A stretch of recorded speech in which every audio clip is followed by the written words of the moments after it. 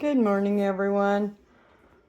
I had to, all my pregnant girls were laying on the big bed, which prompted me to do my video.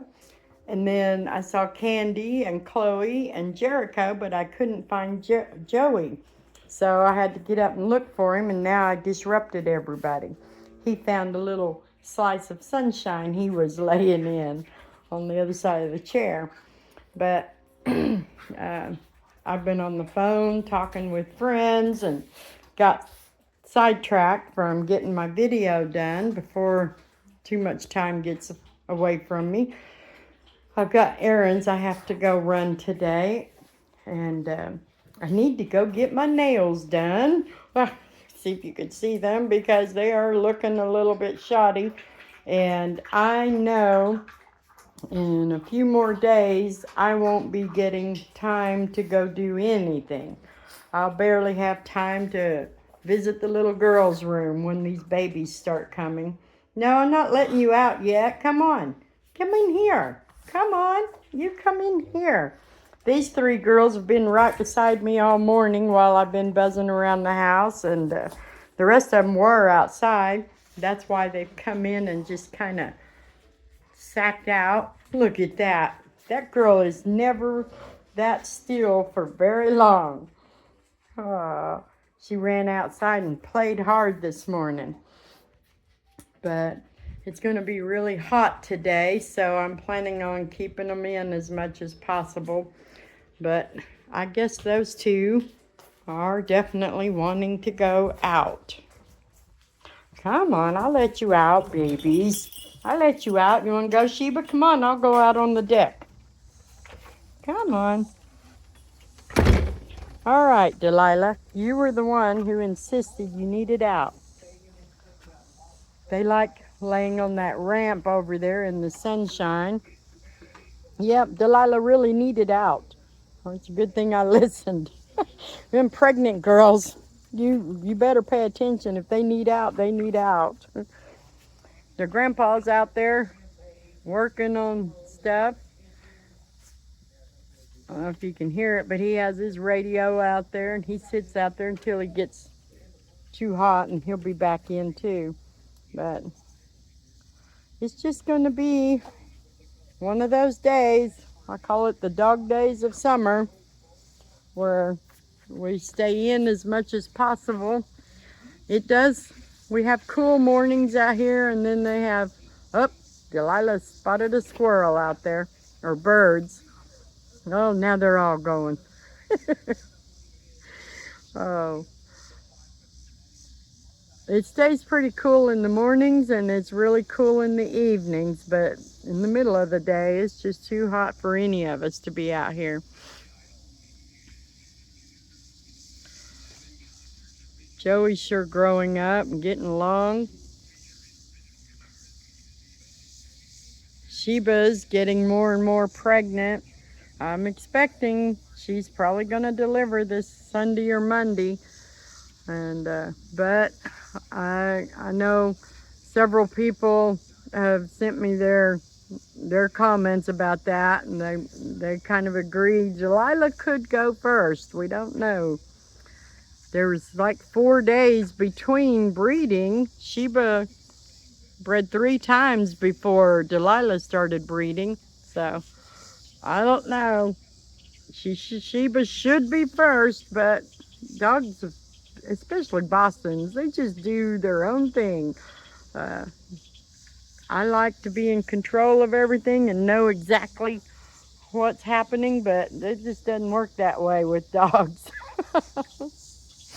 Oh, I have a lot of, I know a lot about what they're doing most of the time and what I can expect, but not everything. So it's just, it's a good test on me for developing patience since we don't do AI, artificial insemination, we do natural.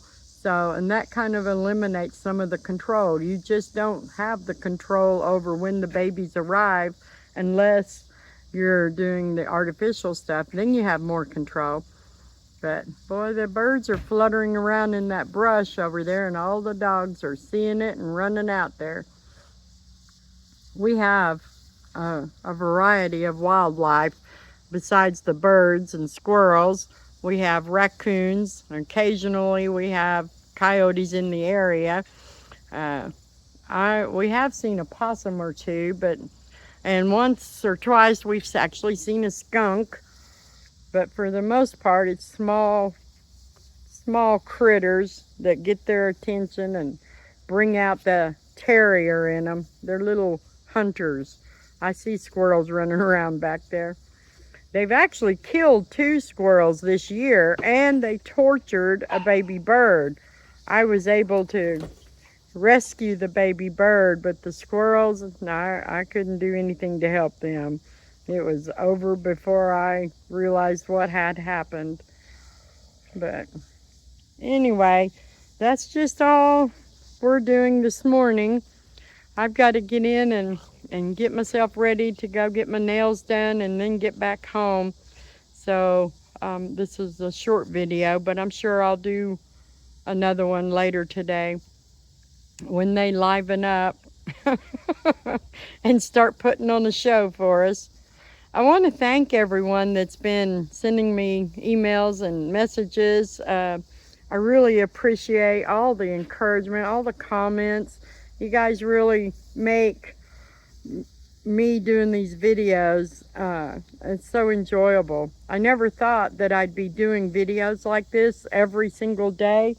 I really started the YouTube channel mainly just to show our babies when we had them. This has just been amazing, the way it's growing and the way everybody likes watching what my dogs do. It's very encouraging. I don't know, the whole breeding thing has been a learning experience for me. I've always loved my Bostons, but I gradually grew into this mini Bostons, and it was after I started breeding to see if that was for me or not. And you would have thought the first couple of litters I had would have changed my mind, but it didn't. It just made me more and more sure that I had the right time in my life and the right space in my home, that I could be dedicated and devoted to my little doggies. You know, I always had Bostons when I worked a full-time job, and one Boston or 2 Bostons, you know, after they became adults, they were fine staying at home and while I worked. I could never do that now. I will never have any other job except this. If I have my way about it anyway. Never say never, right? But this is a full-time job. I just told a friend this morning on the phone, we need to get together and have lunch. And then I was like, oh, wait a minute. I'm pretty much housebound. Why don't you, when you're out running around, why don't you give me a call and stop by and visit me? I'll fix lunch, because I'm here with them almost 24/7. And when these babies arrive, I won't be getting out of the house for anything until everybody's doing well and on a good, secure road. So that's just the way I do it. And somebody sent me a message really encouraging and thanking me for sharing my breeding experience. And I just want to thank you for that, for being so encouraging. I want to be very transparent. I believe a breeder should be transparent. Not everybody has to do videos like I do, but I don't care for breeders who don't want you to know, what's going on with them in their business. So I agree, there are a lot of breeders that I wish were not breeding. And I'm not trying to lift myself up or say, this is the way to do it, because I have met some incredible breeders, and I've dealt with some, and they don't do what I do at all. They have their own style, but they do show great care for their dogs. They love on them, they handle them, they care for them, take care of their medical needs, and provide everything. This is not the only way to do quality breeding. This is my way to do it. I let my dogs have a lot of free range of the house and the yard. They sleep with us. They are piling our laps or on the couch with us. My whole house bears the marks of letting the dogs have free range. But there are other breeders who do have the bigger kennel setups and even some outdoor kennels and stuff.